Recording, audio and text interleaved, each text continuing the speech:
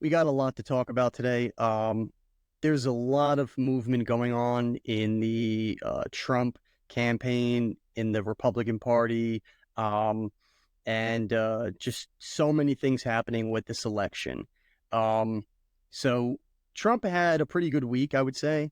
Um, as we get closer to the election itself, I feel like there's going to be a lot of surprises that pop up. It's really anybody's guess what's going to happen and what's going on. But you can see that there's a lot of, you know, traction that Trump is making in this race. So, he recently had Robert F. Kennedy Jr. come out and suspend his campaign, but also endorse him. That was a huge thing for this MAGA movement and Trump in general winning the election. Um, at least pushing in his favor because the at this point we're a few months out from the actual election itself. The Democrats probably have everybody that they're going to pick up in terms of voters.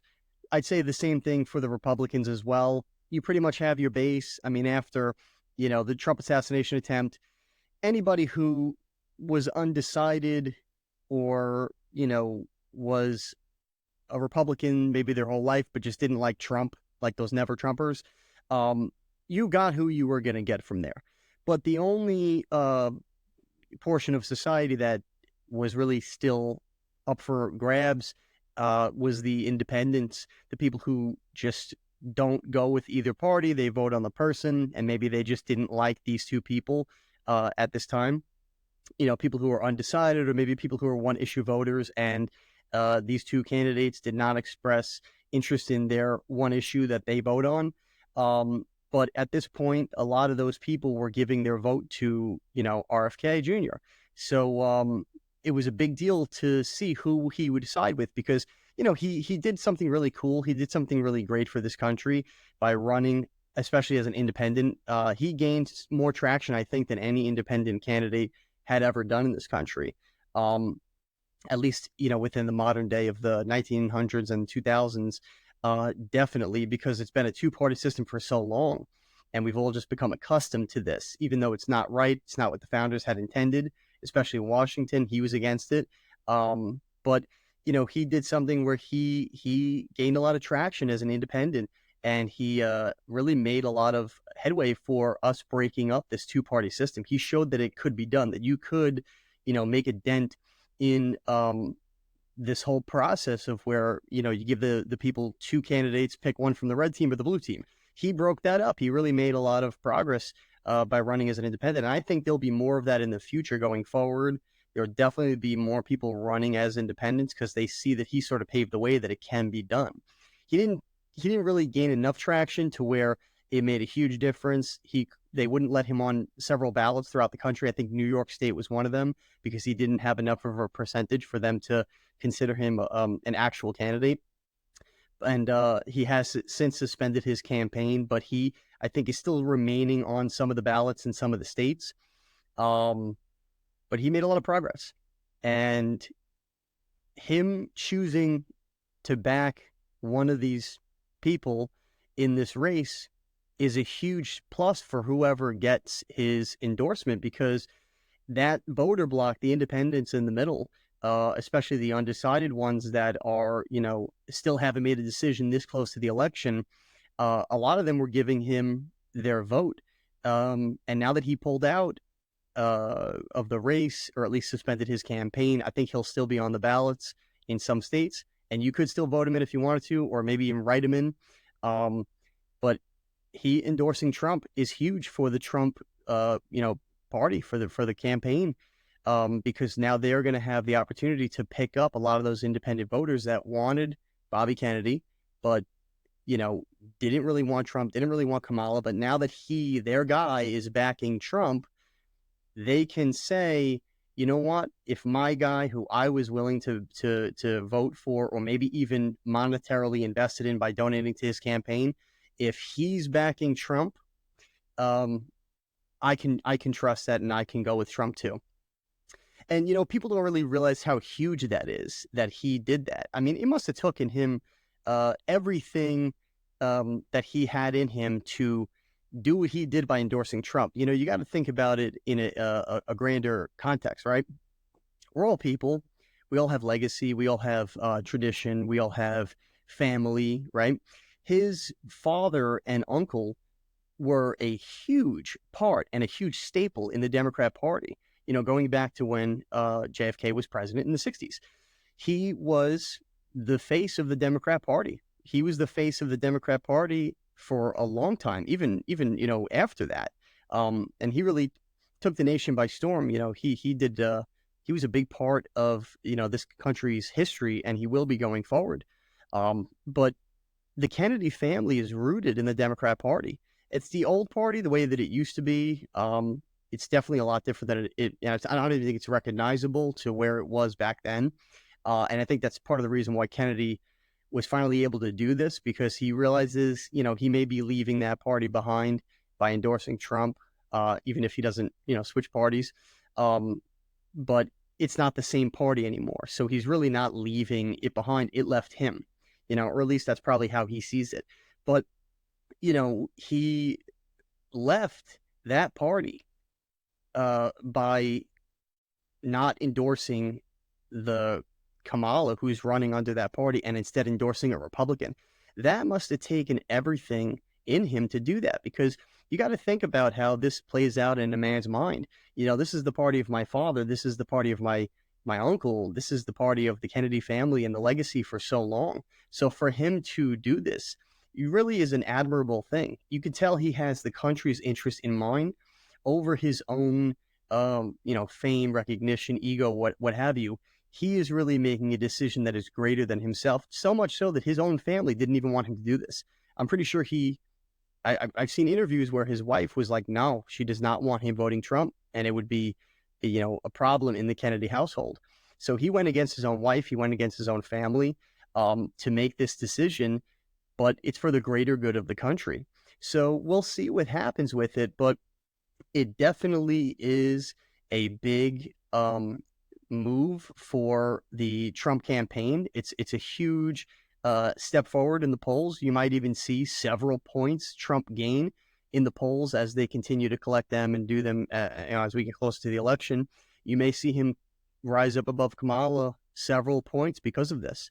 But that was a huge thing. And then after that, you had Tulsi Gabbard come out. And again, like, Kennedy might have paved the way for other people to do this. We may see a snowball effect where many other people who were not part of the MAGA movement, who were not part of the Trump campaign at all during both elections previously, are now going to endorse and vote for Trump and openly profess that to the people. Tulsi Gabbard was another big one. She was like an outlier. She was this politician who is sort of, yes, she was a Democrat, but she was really more like the traditional liberal Democrats.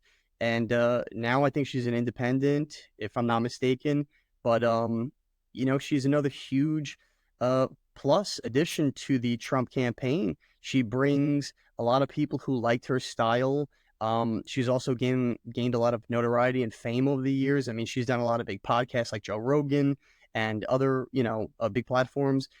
She's, like a trendy politician that seems to really be, viewed as somebody who's more than just a politician. She's sort of like a celebrity in some way. So for her to, endorse Trump, that's another huge plus for the Trump campaign. And again, that happened this week. She brings with her all of her followers, but she also brings with her, the way that politics will see it. The female vote who entrusts in her that, if this woman who is a female and, however you want to categorize her, minority background or whatever stupid political things that they do to put people in a box, she brings with her these people who can look at her and say, well, if she can vote for Trump over another female who is also in the Democrat Party, it's like, if she chose Trump over somebody that's looks visually similar in that respect and was part of the same team, if she could leave that team and vote for this guy and endorse him publicly, then I can too. So, this is a huge, like I said, it's a plus for Trump. that he got these two big endorsements. But another telltale that I would say is something that um, shows maybe the sentiment in the world, in America especially, and possibly in the elite sphere, that Trump is going to win, is that Mark Zuckerberg, he just came out with a memo, a letter to, I think it might have been Jim Jordan. I'm not sure. I'd have to look at it again. But he basically admitted guilt. He admitted that he was, a part of a scheme from the Biden administration to censor um, political posts, especially stuff pertaining to COVID-19 during that time, during the COVID era, which is, 2020 to 2022, 3, however you want to see it. But Facebook was heavily involved in censorship. And, for a long time, people said this, especially the conservatives.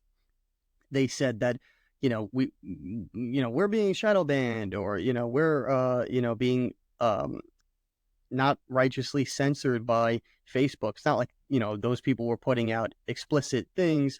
They were putting out political things, their opinion, whatever, and they would be censored by fact checkers. And, these fact checkers, who are they? They're just regular people who, say if something's true or not because they did a quick Google search, and that stuff could be skewed. It's not like they're a professional in that field and they're saying, well, based on our scientific studies and all the proof that we have in these peer-reviewed studies that are heavily, backed by this many people in our industry, that's false. It's just regular people who do Google searches and they say, well, no, we found something that contradicts that, so we're going to say this is false. Well, that's not really how you disseminate information and, get to the bottom of whether or not it's true. But Facebook was, allowing this for a long time, and they admitted guilt. But they also threw the Biden administration under the bus. They admitted that they came to them, the Biden administration came to Facebook and basically pressured them and threatened them to, censor these topics, these items during that time. Now, there's a couple things there. Number one, this could be, viewed as election meddling. It may not be election, fixing or stealing of the election, but it could definitely be considered election meddling or election interference, because now you're taking information that, could have helped the people view all of the policies and the facts of, everything that was going on in that during that time in America, and they could have made a better decision based on that information of who to vote for in that current election in 2020.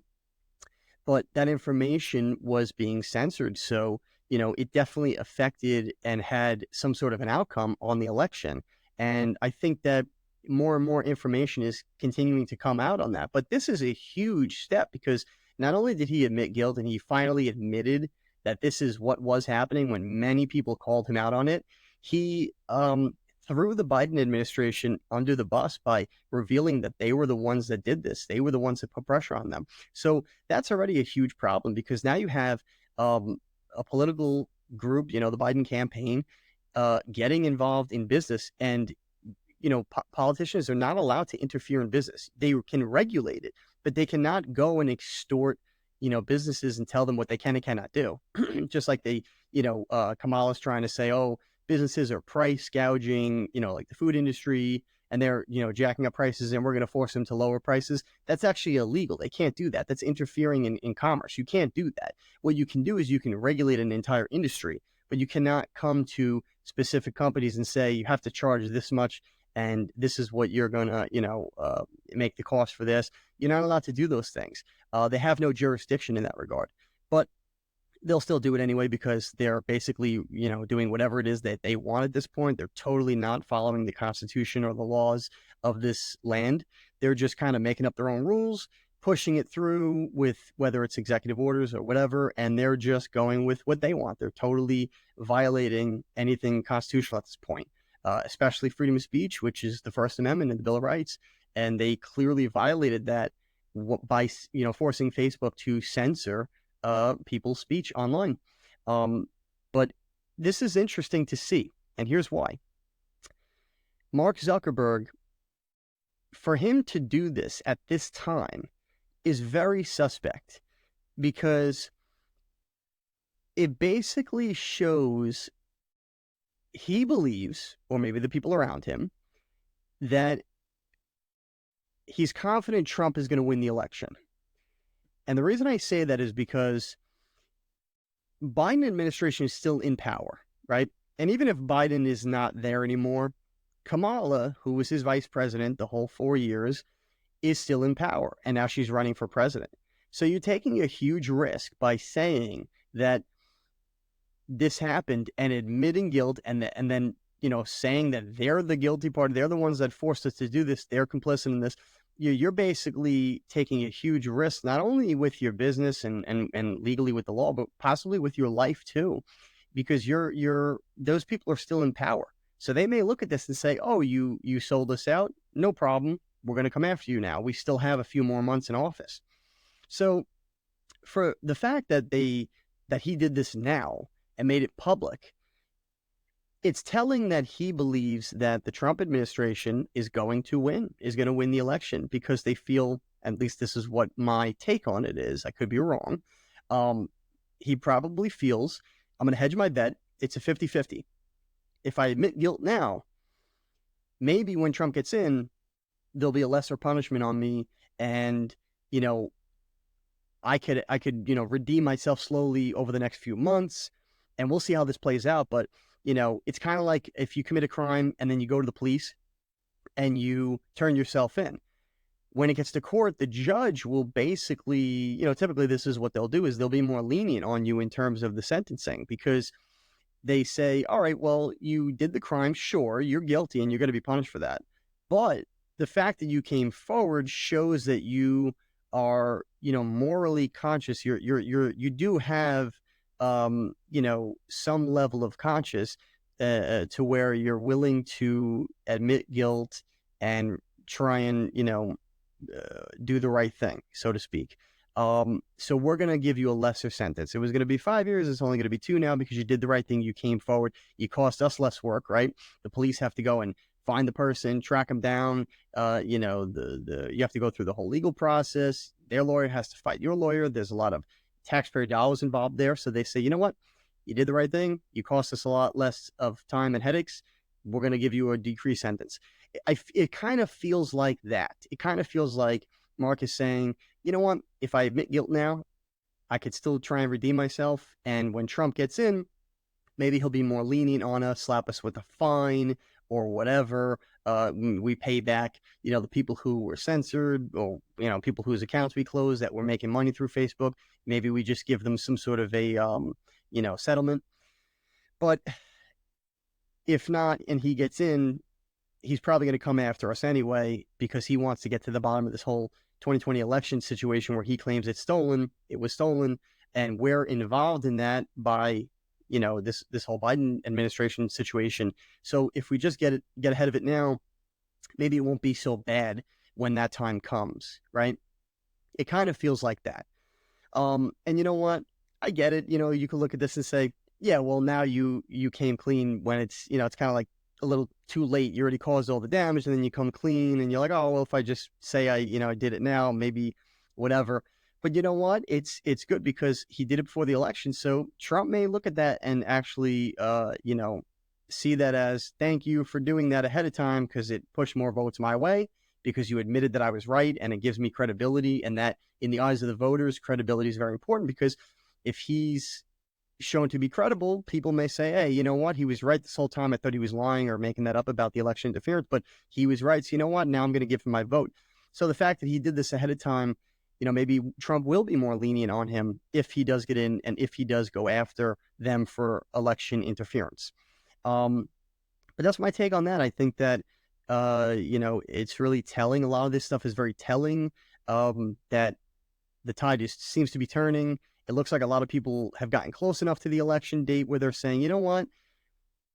I weighed all the options. At this point, I really think, unless they do something crazy like steal it, Trump's going to win. And a lot of people are hedging their bets like that, even with their lives and their money, because this could cost, especially Mark Zuckerberg, a lot, right? And look at, Bobby Kennedy. It cost him a lot too. He had no Secret Service. Trump fought for him to get Secret Service. He finally got it. The Biden administration, begrudgingly granted it to him. And then as soon as he suspends his campaign, they pull it away again, right?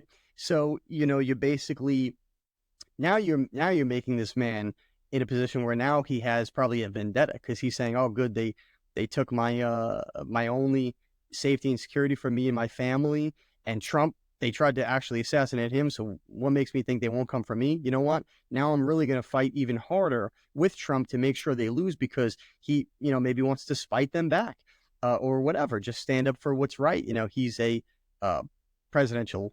He was at the time presidential candidate, and he, is a Kennedy, and two of his relatives, especially his father, was assassinated. So you would think this man should just have, Secret Service detail just because he's alive, like just because he's lived past 70.